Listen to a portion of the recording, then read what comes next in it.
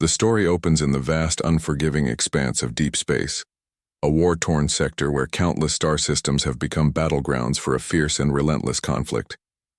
Our focus narrows to a battered alien warship, the Cytherian, struggling to stay afloat amidst the chaos. The Cytherian belongs to the Kelithari, a proud but beleaguered species caught in the crossfire of a brutal war against a technologically superior enemy faction known as the Dratharii. The Kelithari have already lost several key battles, and their hope is fading fast. The crew aboard the Cytherian are war-weary and physically drained. They've sustained heavy damage in a recent engagement. Critical systems are offline, the hull is scarred with fresh impact craters, and the life support systems are failing. What once was a formidable warship is now little more than a drifting wreck in a hostile region of space. Their communication arrays are shattered, leaving them unable to call for help or relay their position. The closest Allied fleet is weeks away, too far to intervene before the inevitable. Captain Rinkar, a seasoned leader known for his calm under pressure, commands the crew, but even his steely resolve is beginning to crack under the weight of the dire circumstances. The ship's engineers scramble to patch the failing reactors and shield generators, but it's a losing battle. Supplies, food, oxygen, and medical resources are critically low. Morale among the crew plummets as the reality sets in. Rescue is unlikely, and their survival seems impossible. Inside the cramped bridge, tension simmers. Some officers openly question the wisdom of continuing the fight, while others cling stubbornly to the hope of last-minute salvation. The crew knows that the Drathari will not show mercy. The enemy fleet, a terrifying armada of sleek and ruthless warships, is converging fast. Their intent is clear: to finish off the Cytherian and capture or kill any survivors. This is no longer a battle for victory, but a desperate struggle to buy time, or at least to die fighting. Amid the growing despair, small moments reveal the humanity of the alien characters. A medic tends to the wounded with trembling hands, knowing she may not have the resources to save everyone. A young pilot nervously clutches his console, recalling the families they've left behind on distant worlds. The crew shares quiet words of encouragement, binding themselves with the fragile thread of camaraderie in the face of overwhelming odds. As the Cytherian limps deeper into the enemy's trap, their sensors pick up the looming silhouettes of the Drathari fleet emerging from the dark. The enemy commanders communicate coldly, issuing final orders for the ship's destruction. For the Kelithari aboard the Cytherian, the end seems inevitable. A quiet fading into oblivion, with no heroes, no rescue, just silence in the void. Yet just when all hope seems lost, a faint anomaly appears on the edge of their sensor range.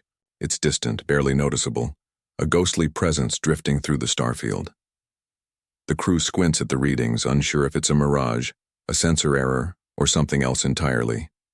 Captain Rinkar orders the crew to hold their position and prepare for the worst. This moment sets the stage for the entire story's tension and drama. Stranded and hopeless, the crew braces for annihilation, unaware that a mysterious force, the human warship, has quietly entered the battlefield. Their survival hinges on the arrival of this unseen savior. But for now, the Cytherian and its crew confront the abyss, their fate hanging by a thread. As the Cytherian drifts helplessly, the crew's eyes remain glued to their sensors, searching desperately for any sign of hope. The alien warship's systems, though badly damaged, continue to scan the dark void. Then, faint but unmistakable, a strange blip appears on the edge of the sensor array. It's unlike any known ship signature the crew has encountered before. Massive, but stealthy, moving through space with an eerie silence. The crew exchanges confused and anxious glances. Lieutenant Mirak, the ship's chief sensor officer, frowns deeply as he recalibrates the scanners. "Captain, I'm seeing a large vessel approaching, but it's not transmitting any identification. It's almost like it's cloaked." His voice carries a mix of disbelief and awe. Captain Rinkar orders heightened alert status. All weapon systems are brought online despite their diminished capacity, and the few remaining defensive shields flicker as technicians struggle to keep them operational. The Drathari fleet, which had been tightening the noose around the Cytherian, detects the presence of this new arrival and halts their assault, confused and wary. The unknown ship's movements are unlike any conventional warship tactics. Instead of a direct assault or cautious advance, it glides with ghost-like precision, weaving unpredictably through the Drithari formations. Its presence alone unnerves the enemy commanders, who begin transmitting urgent messages amongst their fleet, questioning the wisdom of engaging an unknown force. On the bridge of the Cytherian, the mood is a volatile mixture of hope and skepticism. Some crew members whisper prayers or cling to superstitions, hoping the new ship is an ally. Others suspect it might be a trick or a new weapon from the Drithari, designed to crush any remaining resistance. The air is thick with tension. Everyone waits for a sign, a communication, or an action that might confirm friend or foe. Meanwhile, deep within the unknown vessel, the human warship's crew monitors the situation with cold precision. Their captain, Commander Kayla Voss, commands a small but highly advanced ship equipped with stealth technology and cutting-edge weapons. They have been tracking the conflict from a distance, observing the Drithari's aggressive expansion and calculating the impact on galactic stability. Commander Voss understands that intervening directly is risky. The humans are not widely known or trusted among alien factions, and their involvement could ignite further chaos. Yet the Cytherian's plight represents a turning point, a test of human resolve and capability. The human's doctrine values tactical surprise and precision, striking swiftly to disable enemies before they can respond. Back on the Cytherian, the alien crew watches in growing amazement as the human warship begins to engage. With surgical strikes, it disables Drithari vessels one by one. Its weaponry is unlike anything the Kelithari have faced. Targeted plasma bursts, precise missile strikes, and electronic warfare that scrambles enemy sensors and communications. The enemy fleet's formation breaks apart in disarray. Drithari captains shout orders trying to regroup, but the mysterious human ship's relentless, unpredictable assault keeps them off balance. For the first time in days, the Kelithari crew feels the tides of battle shifting. Still, no communication comes from the humans. The ship remains a phantom, present, powerful, but silent. This silence is unsettling yet oddly reassuring. It suggests control and discipline, but also an inscrutable purpose. The Cytherian's crew prepares for whatever comes next, either rescue or final battle. They watch, wide-eyed and breathless, as the shadow moves closer, ready to tip the scales in their favor. The tension aboard the Cytherian reaches a fever pitch as the mysterious human warship, silent and ghost-like, prepares to engage in full combat. The Drithari fleet, once confident in their imminent victory, now scrambles to respond to the sudden and overwhelming threat. For the Kelithari crew aboard the Cytherian, what had seemed like a faint glimmer of hope now begins to take shape as a full-scale rescue, but one delivered in the deadly language of war. The human warship, sleek, angular, and unlike any design the aliens have seen, moves with an eerie grace. It strikes fast and with brutal precision. Its weapon systems are highly advanced. Rapid plasma cannons, guided micro-missiles, and cutting-edge electronic warfare that disrupts the enemy's sensors and communications. The Cytherian's crew watches in awe as the human ship dismantles. Drithari warships with calculated strikes, disabling engines, knocking out weapon arrays, and leaving their foes stranded in space. Despite their ship's crippled state, the Cytherian's crew finds themselves energized by the unexpected intervention.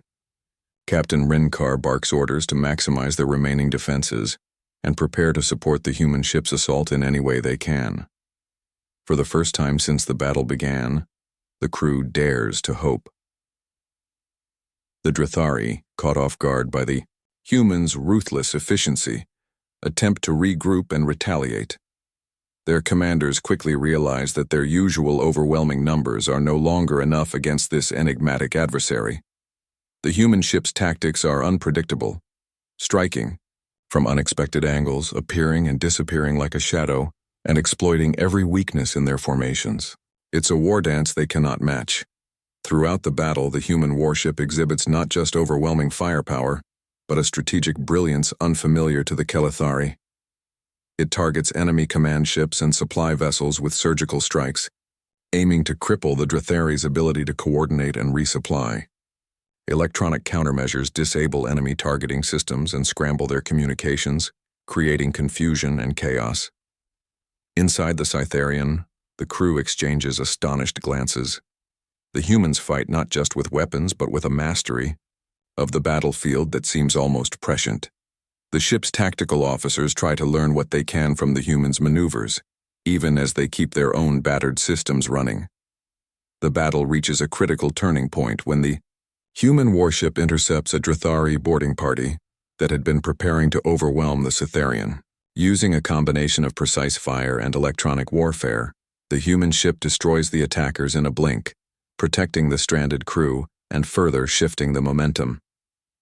As the enemy fleet breaks and begins to retreat, the human warship slows, drifting close enough for the Cytherian to attempt communication. For the first time, a crackling voice comes through the static-filled comms, calm, authoritative, and unmistakably human. Aliens of the Cytherian. This is Commander Kayla Voss of the human warship Phantom. We have come to assist. Prepare for boarding and medical aid. The enemy is temporarily defeated, but the fight is not over. Relief floods through the Cytherian. The alien crew had thought all was lost, but now, thanks to this mysterious and powerful human force, survival, and perhaps victory, seems possible. Yet questions linger. Why did the humans intervene? What is their true motive? And what will their arrival mean for the galaxy's precarious balance of power? The stage is set for deeper alliances and greater challenges, as the mysterious human warship, known only as the Phantom, proves that it will not be just a fleeting savior, but a force to be reckoned with. With the enemy fleet temporarily scattered, and the Cytherian spared from destruction, the mood aboard the battered Kelethari ship shifts from desperate survival to cautious curiosity. The alien crew's hope, though rekindled, is still tempered by uncertainty, especially about their enigmatic saviors. Who exactly are these humans, and what do they want? Commander Kayla Voss of the human warship Phantom transmits clear instructions for a boarding party to be dispatched to the Cytherian. The alien captain, Rinkar, agrees after careful deliberation, knowing they cannot afford to turn down this aid despite the risks of trusting an unknown species. The docking procedures are tense. Both sides are alert and wary, fully aware that misunderstandings could spark conflict even amidst this fragile alliance. When the human boarding party steps onto the Cytherian, their appearance immediately sets them apart. Humans are physically distinct from the Kelethari and the Drethari, taller and more robust with pale skin and sharp eyes that seem to carry a hidden intensity. Their uniforms are sleek and practical, designed for both combat and diplomacy. Despite the cultural and physiological differences, the humans carry themselves with confidence and a quiet authority. The first moments of contact are filled with formal introductions and careful exchanges. Commander Voss explains the humans' presence in the sector. They have been monitoring the Drethari's aggressive expansion and perceived it as a threat to the galaxy's fragile balance of power. The humans are a relatively new player in interstellar politics, powerful, secretive, and technologically advanced, but largely unknown to the older alien factions. Voss stresses that the intervention was not an act of conquest, but of preservation. "We don't seek dominion," she says. "Our goal is to maintain order and prevent the destruction of worlds." This declaration raises eyebrows. The Kelethari, who have suffered under the Drethari's oppression, find this human mission both intriguing and puzzling. As the humans begin providing medical aid, repairing the Cytherian systems and sharing some of their technology, the alien crew witnesses firsthand the remarkable capabilities of their rescuers. The humans' advanced nanotechnology accelerates healing, and their engineering teams swiftly bring vital systems back online. The aliens are both grateful and humbled. During quiet moments, Captain Rinkar and Commander Voss hold strategic discussions. The humans reveal that they operate under a strict code, valuing precision, discipline, and minimal collateral damage. They prefer surgical strikes and covert operations, striking only when necessary. This approach contrasts sharply with the more brute force tactics common among many alien factions. Trust is slow to build. Cultural differences, language nuances, and deep-seated suspicions create tension. Some Kelethari officers question whether the humans might have hidden agendas or if their intervention will bring further complications. Meanwhile, human crew members share stories of Earth's turbulent history, highlighting humanity's resilience and capacity for cooperation in times of crisis. Beyond the Cytherian, the Drithari regroup and escalate their efforts, sensing that the humans' arrival threatens to upset the established order. Both the Kelethari and humans understand that this fragile alliance will soon be tested by the growing storm of war. The part closes on a note of uneasy alliance and mutual respect.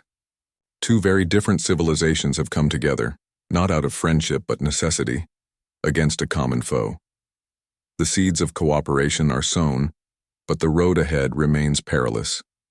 The mysterious humans have saved the day, but they also bring new questions, new power dynamics, and a future that none can fully predict.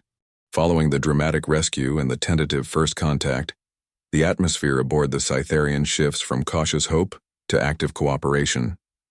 Both the Kelethari and the humans recognize that their survival and success depend on more than just a single act of salvation. They must forge a lasting alliance. This is no simple task given the vast cultural, technological, and ideological differences between the two species. Yet, the shared threat of the Drithari war machine pushes them toward collaboration. The Cytherians' damaged systems are steadily restored with the help of human engineers, whose technology and methods surpass anything the Kelethari have encountered. The alien crew watches in awe as nanobot swarms repair hull breaches, and energy systems hum back to life. In return, the humans study the Kelethari's own technologies and tactical data, learning how this species has fought and survived against overwhelming odds. At the heart of this renewed spirit is the growing trust between the two commanders, Captain Reinkar and Commander Kayla Voss. Their conversations are marked by mutual respect, frankness, and a shared vision for what the WoW future might hold. They discuss the possibility of joint operations, combining the Kelethari's intimate knowledge of the local space with human strategic ingenuity and advanced weaponry. Yet forging this alliance is not without its challenges. Many among the Kelethari remain skeptical of the humans' motives. The galaxy is rife with histories of betrayal and conquest, and these hardened warriors are not quick to trust outsiders, even ones that come bearing life-saving aid. Some officers voice concerns that the humans may have hidden ambitions to dominate or reshape the region's power balance. Commander Voss addresses these fears openly, explaining humanity's own turbulent past, how they have fought against tyranny and learned the value of alliances. She emphasizes that humans do not seek to conquer, but rather to preserve the freedom of species who refuse to bow to oppression. Her words resonate with many aboard the Cytherian, but suspicion lingers. In some corners, meanwhile, intelligence reports indicate that the Drithari are regrouping with alarming speed. Their fleet is being reinforced by newly deployed warships, and their commanders are furious over the unexpected human intervention. The threat of renewed and even more devastating attacks looms large, underscoring the urgency of solidifying the alliance. To prepare, joint training exercises begin. Human and Kelethari soldiers learn to operate side by side, exchanging combat tactics and adapting to each other's styles. The humans introduce innovative strategies, stealth maneuvers, electronic warfare techniques, and precision strikes that complement the Kelethari's aggressive, frontline combat skills. This blending of strengths promises a formidable force against the Drithari. The two species also begin sharing intelligence networks, pooling information about enemy movements, weaknesses, and battle strategies. This newfound cooperation provides a tactical edge, turning what was once isolated resistance into a coordinated counteroffensive. As the alliance takes shape, it becomes clear that this partnership is more than a temporary arrangement. It is a potential turning point in the war and a foundation for future peace. The Keletharian humans acknowledge that their fates are intertwined, and that only by standing together can they hope to withstand the Drathari's relentless assault. Partying. 5 closes on a hopeful yet tense note. The Alliance, still fragile and untested, shines as a beacon of resistance in a galaxy overshadowed by war. Both sides know the challenges ahead will be daunting, but the human warship Phantom, once a phantom indeed, now represents a symbol of unity and strength. The fragile alliance between the Kelethari and the mysterious humans is put to the ultimate test as the Drathari launch a massive counteroffensive.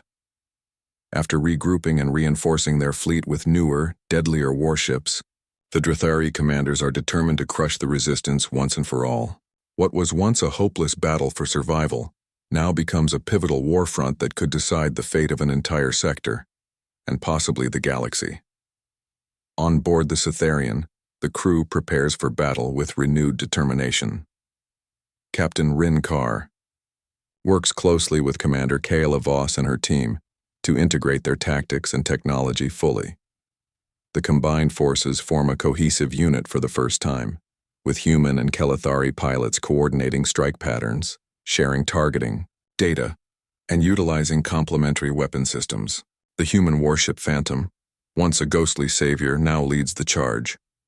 The battle begins in a dazzling display of space combat. The Drathari unleash a barrage of missiles and plasma fire, attempting to overwhelm the defenders' shields. But the humans' advanced electronic warfare jammers scramble enemy targeting systems, while the Kelethari's agile fighters dart through the chaos, striking with pinpoint precision. The Phantom maneuvers with eerie grace, evading attacks and delivering devastating blows to the enemy's command ships. Amid the clash, a critical moment arrives when a Drathari dreadnought, a massive warship bristling with heavy artillery, targets the Cytherian with a concentrated energy beam. The ship's shields falter under the sustained assault, threatening to tear through the hull. At that instant, the Phantom intervenes, launching a daring attack on the dreadnought's vulnerable power core. The explosion disables the enemy ship, turning the tide and inspiring the Allied forces. The Cytherian's crew, emboldened by this victory, presses the attack. Human and Kelethari fighters coordinate strafing runs and bomb the enemy's supply ships, cutting off reinforcements. The Drathari fleet's cohesion crumbles, and their commanders issue a desperate retreat order. After the battle, the Allies assess their victory but know it is only a temporary respite. Commander Voss explains that the Drathari will regroup, again, stronger, more cunning, and more determined. The humans and Kelethari must use this momentum to build a broader coalition across the sector, rallying other species oppressed by the Drathari. Captain Rin Carr reflects on the journey, from near destruction to this hard-won victory. The mysterious human warship, once an unknown phantom, has become a symbol of hope, unity, and resilience. The alliance forged in desperation has proven its worth, but the struggle for freedom and peace will continue. The part closes on a hopeful, yet realistic note. The Phantom remains ready, and the humans' involvement signals a new era in galactic affairs, one where old rivalries may be set aside in the face of greater threats, and where unity may be the key to survival.